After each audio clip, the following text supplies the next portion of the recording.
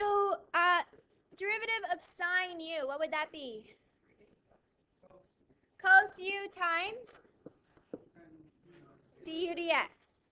Derivative of the inside. Derivative of cos? Negative sine. U du dx. So u is some inside, something in terms of x. So it could be like 3x squared, right?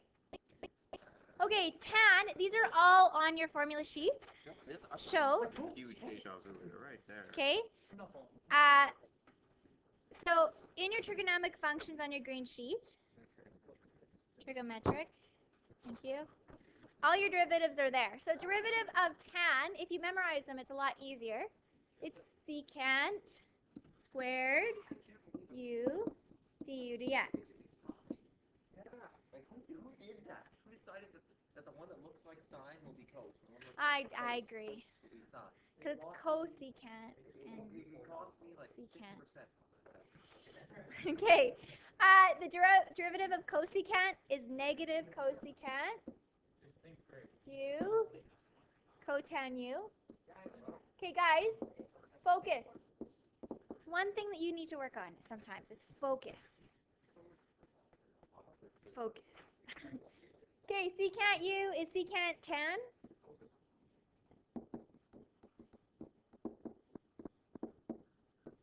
I tend to forget these ones. And then cotan is negative cosecant squared.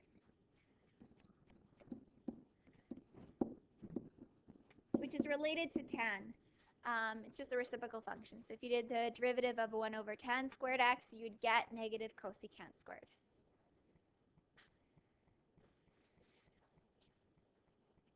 Okay, so let's practice a few of these. So they're all in your formula sheet. You don't have to memorize them. You just have to know how to use them. So if I wanted to find the derivative of 3 tan 2x, okay, so what would be our first step? Derivative of tan is what? Secant. So derivative of 3 tan would be 3 secant squared. What do we do with the inside? We leave it, and then we times by the derivative of the inside, 2. Just 2, right? Derivative of 2x? Oh, we're just doing derivative of 2x? Why are we doing it squared? So I derive the tan, and the derivative of tan is secant squared. And then derive the inside is just 2. So you're not deriving the second part? No. So if we simplify this, 6 secant squared 2x. Okay. Number y. Number 2. Number y. No. Number 2. Number y. Okay, y prime equals. So what's the derivative of secant? Secant u times tan u. So what would you do with the 12? No, I didn't. You just leave it in front. The constant stays in front. The coefficient. If you did product rule, right? Then it would be 0 times this plus 12 times the derivative of this. And so that's why it's still 12 times the derivative of this. So we always keep the constant in front. Secant becomes secant tan. So secant, leave the inside. Tan, leave the inside. And then times the derivative of our inside, which is 1 over 4. So how could I simplify this puppy? The 1 and 4 and 4. It's 1 over the 4 and the 12, which is just 3. Honestly, this should just be looking at your formula sheet and writing it down, pretty much. It should be pretty easy, but maybe, I don't know. Okay, so what is this really? If I had to rewrite this function, the square is applying to who? Everything, right? This is really the same thing as that. So first step when we derive this is to deal with who? Nope. The square. The power. So So 2 comes down. We subtract 1, which is just 1.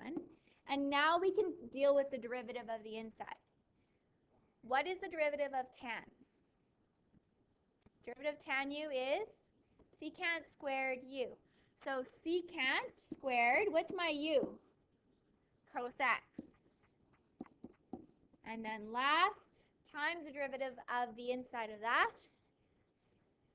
Negative, derivative of cos is negative sine. Okay, the only thing we could do, which I don't know if I want to rewrite this all out for all of that, is bring the negative in front. So we're, okay. See, I can get lazy too. Okay, this guy's kind of ugly at first. What can we do to make him prettier? Bring him to the top. Bring him to the top. Okay, secant 2x minus 1. So this 3 becomes a negative 3. And how do you get rid of the square root? Be over 2. So negative 3 over 2. That's not so bad. Right? So we brought it to the numerator, made it a negative 3. And then remember, power over root. Our fractional exponents are related to radicals. Okay, so first step, who do you have to differentiate? Negative 3 over 2 comes down in front. And we want to subtract 1. What's negative 3 over 2 subtract 1 going to equal?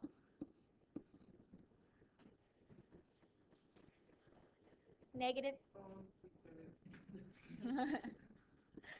negative 5 over 2. Okay, so that just takes care of the power. Now we have to derive who? The inside. So first, secant. What's the derivative of secant? This is where your formula sheet comes in, because I forget. Secant u tan u. What's my u? 2x minus 1. So secant 2x minus 1 times tan 2x minus 1. And last, who else do we have to derive? The inside of the secant, which is just 2. Are you getting your notes down?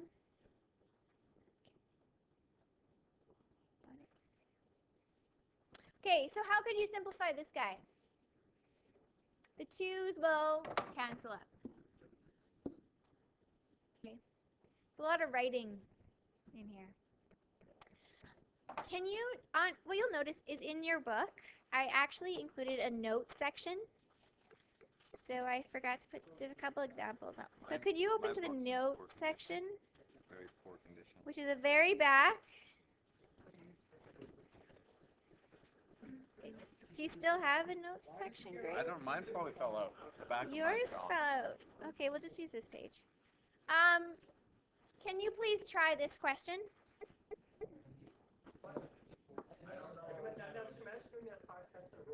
Okay, derivative of cosecant you should have had. Negative cosecant x times cotan of x minus 2 derivative of sine is cos. Okay, so it's all in your formula sheet. Okay, so now you want to know the derivative at pi over 6. What's the slope at pi over 6? Okay, so cosecant is a reciprocal of sine. So sine of pi over 6, sine is opposite over hypotenuse. But we want hypotenuse over opposite, so 2 over 1. Or you can use your unit circle, right? Cotan of pi over 6, tan is opposite over adjacent. We want adjacent over opposite, so root 3 over 1. There's a negative here still. Minus 2 times cos of pi over 6. Cos is adjacent over hypotenuse, so root 3 over 2. So we get negative 2 root 3 minus root 3, because the 2's cancel, guys. Negative 2 root 3 minus 1 root 3. Negative 3 root 3. So that's our slope. Okay? We still need our point, though. So we need our y value at pi over 6. And we're going to use our original formula for that. Okay, so cosecant pi over 6 is 2 over 1, or 2, minus 2 times sine of pi over 6 is 1/2. Correct? You're getting the same thing? Yeah? So your y value should be 2 minus 1, or 1. So the point is pi over 6 comma 1. All right, so now you can make your equation. So my equation would be y minus y1 m times x minus x1. So we plug in y minus 1 equals, my slope was negative 3 root 3 x minus pi over 6. And we always want to answer in general form, x then y then your constant. Okay. Minus, this is kind of ugly, so it becomes a plus 3 root 3 pi over 6. What can that reduce to? About 3's. Can actually become plus root 3 over 2. Root 3 pi over 2. Yeah, you got it. All right, we want to bring everything to one side. So first your x, then your y, and then your constants. It doesn't matter which constant goes first. Is there anything wrong with this? You can't have a negative, and technically we'd get rid of the fraction. We can have radicals. So if I want to get rid of the negative and the fraction, I just can times everything by negative 2. So 6 root 3x plus 2y plus 2 plus root 3 pi. And there's our answer. Yeah, thank you. Minus 2. No, I'm not bringing more cake. Minus pi root 3 pi. Or pi root 3. Same thing. Usually you put like the variable. I know, even the constant. Usually put the constant behind. Okay, so we have two options. I have one more example for you, or you can try working on the homework. If you finish it, you can go. That's the one. The other example, take a look at it. If you feel like you know what you do. Okay. So if I gave you an equation, you have to be able to find the max and min values. You'd have to be able to find concave up, concave down, and inflection points. Do you think you could do that? Okay, let's go through the example then.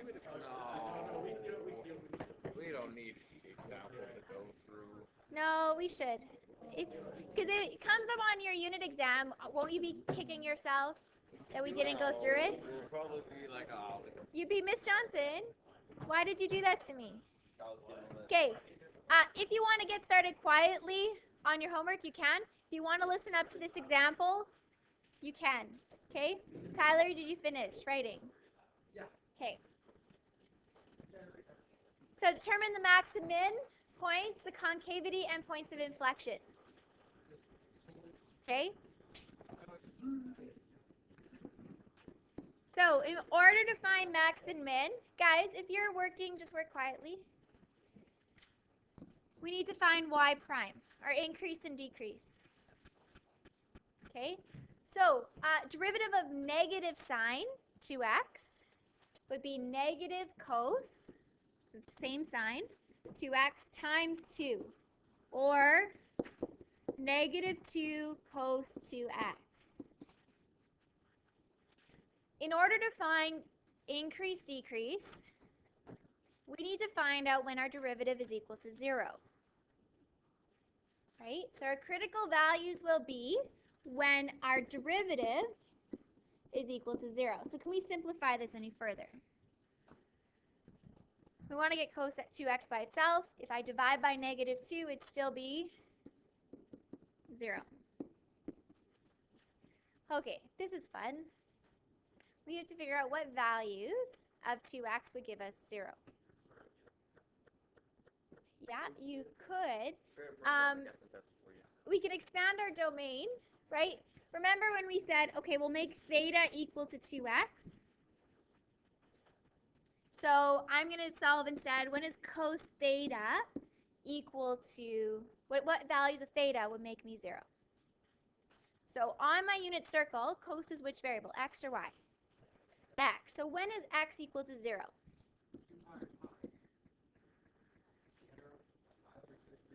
Pi over 2 and 3 pi over 2.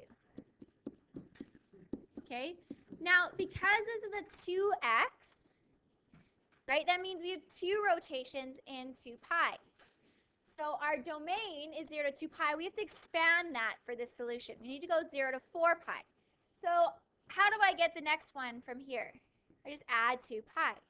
So this is 0 to 2 pi. We have to expand our domain because we want 2 x's, not 1 x. Because it's going to do 2 full rotations because it's a double angle.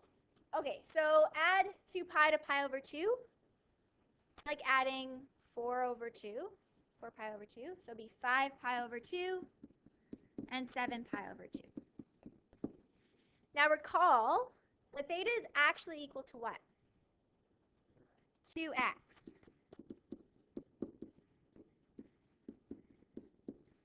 So how do I get x equals? Divide them all by 2. So our critical values are pi over 4, 3 pi over 4, 5 pi over 4, and 7 pi over 4. Those are our critical values.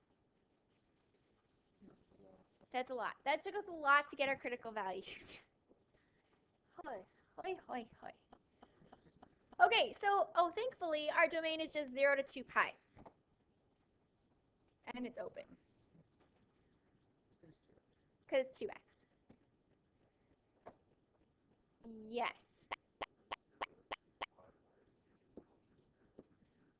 Okay, so we were first solving for 2x's. And then I rearranged it for x equals by dividing all these by 2. Okay, so we have to expand our domain if you're solving for 2x's, not just 1x. So we solve for 2x's. So when is 2x equal to 0? When is cos 2x equal to 0? So we're doing for 2 rotations. So we have to do 2 full rotations first, and then we can divide them all by 2. Okay? Okay, so our critical values. Now this is where it's really fun. And by fun, I'm being sarcastic. Okay? So why am I being sarcastic? Well, we have to do critical value tests. Easiest way to do this, we have to figure out the decimal value and plug it into your calculator. I don't know. So what is pi over 4 equal to? 0.785. So give me a number between that and 0 and that number. 0.5. Let's do 0.5. Now, of course, we always go back to our derivative. So negative 2 cos of 2 times 0.5. We go back to our derivative. Okay, and this guy was our derivative right here. Okay, so that gives us a negative value. It's decreasing there. So now, a number between pi over 4 and 3 pi over 4 is 1. Yay. Okay, so let's do that. So again, negative 2. Maybe I'll go second enter twice. And we're going to put in 1 instead. Oh, because I just, instead of deleting a number, I just put 0.0. Okay, so that's a positive. Now, here's the thing about sinusoidal functions. Well, this one, I guess, is, well, it's negative sine 2x. Right? It's not doing anything crazy. We're not multiplying by x or dividing by something weird. What should you expect to happen here? Negative, positive, negative. Good. So now we know where our local max and mins are. Because we have decrease, increase, decrease, increase, decrease. So let's start with min values. Pi over 4, comma something, and 5 pi over 4. Now here's the cool thing about sine graphs. Once we find one min, do we know the other min value? We do. Okay, so plugging in pi over 4 2 times pi over 4. No, 2 times pi over 4. 2 pi over 2, so 90 degrees. What is the sign of pi over 2, the y value of pi over 2? 0. At pi over 2, cos comma sine, sine is your y is 1. It's 1. Okay, and this guy would be 1 as well. In fact, just by knowing our graph, our amplitude's 1. Negative 1. Because it's negative sine 2x. How do I know? Okay. Negative 2 sine 2 times pi over 2, or 4, is negative 2 sine pi over 2. Sine of pi over 2 is 1. Oh, negative 2. No, there's no negative 2 here. I made it up. There you go. Negative 1. Well, because this is 1 times the negative is a negative 1. It makes sense. It's a minimum. Okay. Are we back all on the same page? Yeah. And local max would then be 3 pi over 4 and 7 pi over 4. And what would be the y value? We can also figure it out by just knowing the properties of this graph, right? This graph is a sine graph, right? It's going to be 1. Negative 1 times negative 1 gives you 1. All right, now how about are we going to get our concave up, concave down? Deriving it again. I know, it's awesome. Okay, so concave up, concave down. I don't know what that says. Our derivative here is negative 2 cos 2x. So the derivative of that would be negative 2 times, what's the derivative of cos 2x? Right, negative sine 2x times 2. So it actually becomes these two negatives, positive 4 sine 2x. Prime, thank you. Okay, so now we want the critical value. So our critical values are when our second derivative is 0, or when sine 2x equals 0. So again, we can say theta equals 2x. Okay, so theta equals 2x's. So when is our theta equal, sine of what angle would give you 0? Cos comma sine. Sine is your y value. Where is that? When is y equal to 0? X-axis, so at 0, pi, and 2 pi. We have to do 2 revolutions, so add 2 pi is 3 pi and 4 pi, because our theta equals 2 x's. So let's rearrange. So what would that be? So divide everybody by 2 when x is... Now, which one of these are actually not in our domain? 0 and 2 pi, right? They're not included in our domain because it was open bracket. So now we have to test from 0 to 2 pi. And our critical values, we can kind of figure these out because it's a sinusoidal graph, and maybe we'll give you a more complicated function where you can't just predict it. But we kind of expect it to be halfway, right? Our halfway points. Okay. So pi over 2, pi, and 3 pi over 2. Now again, we have to figure out what is pi over 2. What's pi over 2 as a decimal? Decimal. Give me a number between 0 and pi over 2. 1, thank you. So where are we going to test this? On our original or our derivative? Derivative. So 4, guys, come on. 4 times sine of 2 times 1 gives you a positive. So what can we expect? Negative, positive, negative. Okay, so we could say then we have two things we need to answer. Concave up is where?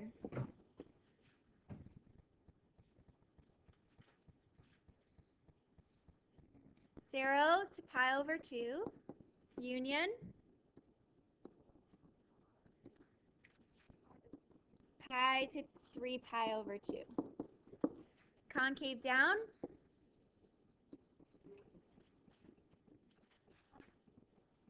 pi over 2 to pi, union 3 pi over 2 to 2 pi. One more thing left, inflection points. So where's my inflection points? Pi over 2, comma something. We're going to have one at pi and 3 pi over 2. Okay, we have to actually figure out these y values. So pi over 2, going back to this original, 2 times pi over 2 is pi. What's sine of pi? Sine of pi. Even just type it in. What does it give you? 0. Okay, 0. Okay. Next point is pi. So 2 times pi is 2 pi. What's sine 2 pi? 0. And 3 pi over 2 times 2 is 3 pi. Sine of 3 pi is 0. Probably 0. Predictable? Sometimes. Okay, so your homework is the right column number 1 on page 319 and number 3B. It's not so bad. Right? You done already? Of course you are. So tomorrow, guys, if you're going to be away on the Jasper trip, I'll give you the activity now. You already have the activity? No, that was I have 2 activities in this unit. Okay.